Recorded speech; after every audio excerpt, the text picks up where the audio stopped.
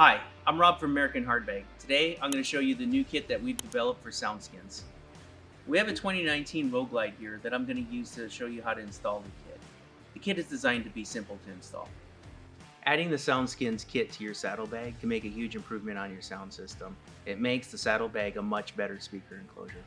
One of the reasons why saddlebags don't make the best speaker enclosures is because there's potentially a lot of movement. The side walls of the bag can flex, and any movement of the saddlebag detracts from what the speaker is trying to do.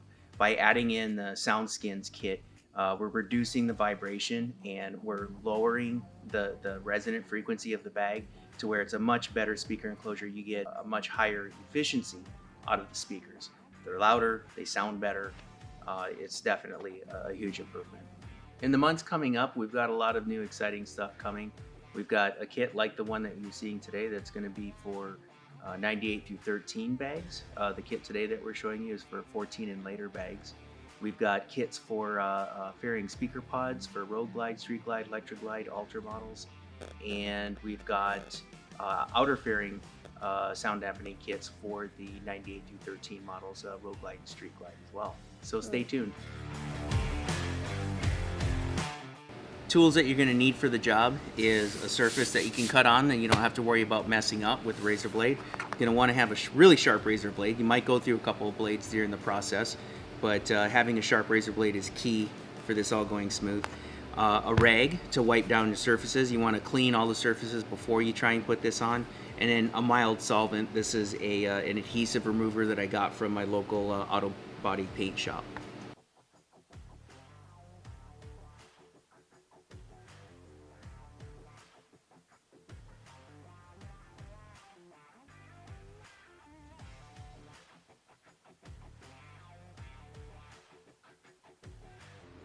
The kit comes pre-cut for you, but you'll need a sharp razor blade to cut the panels away from the sheet.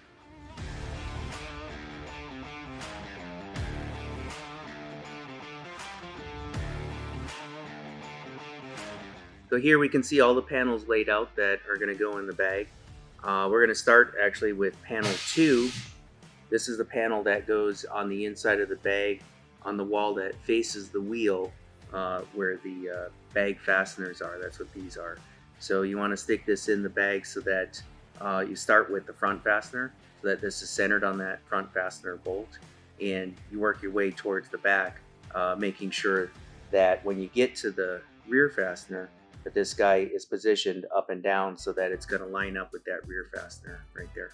Panel 2 goes to the inside wall. Back in there first. The circle for the front fastener should be pretty much centered over it. Something like that. And if you just put it in there lightly and you don't press it in place, you can move it if you need to.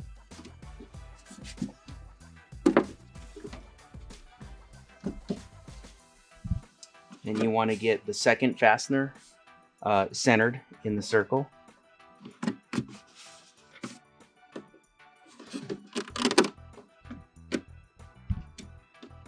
And you want to make sure that the material is below the top of the lid in the back here.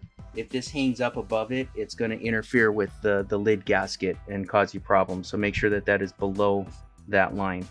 Once you have it aligned, you can start pressing it down.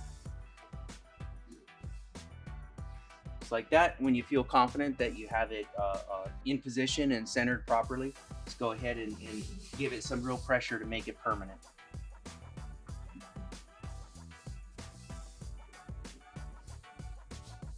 This panel is going to go inside the bag on the wall that faces away from the wheel towards the outside. This is a clearance for the hinge. You want to make sure that the material doesn't interfere with where the hinge bolts onto the side of the bag. This piece here will go underneath it to make that a little bit taller. So this is panel 1B. This is the next one. It's going to go all the way at the bottom and all the way to the back.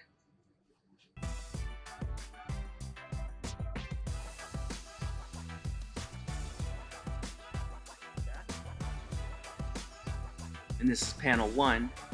This is going to overlap panel 1B on this Saddlebag, and you want to pay particular close attention to the opening for the hinge. You don't want that to interfere with the hinge hardware when you go to put that on the bag. So center that right over the mounting points for the hinge, and you want the material to come up underneath the lip at the top of the bag, but do not come over the top of the bag, over the top of that lid. If you come over the top of that lip, then it could interfere with the lid gasket. Next is panel 3. Panel 3 is going to go on the front wall of the bag, and you've got this notch on the bottom here that goes over the tubular extrusion that's on the bottom of the bag.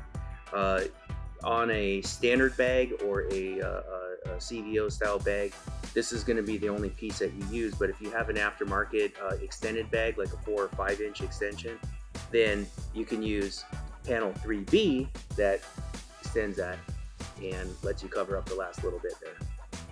Okay, so here we've got panel 3. It's going to go on the front side of the bag. You want to get it down as far as you can, and you want to have it centered between panels 1 and 2 that we put in there earlier, so it looks nice.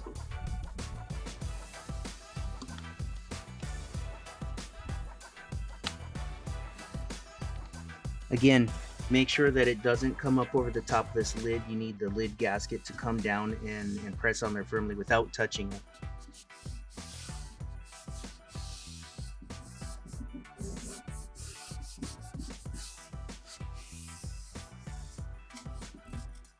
Panel 4 is this guy.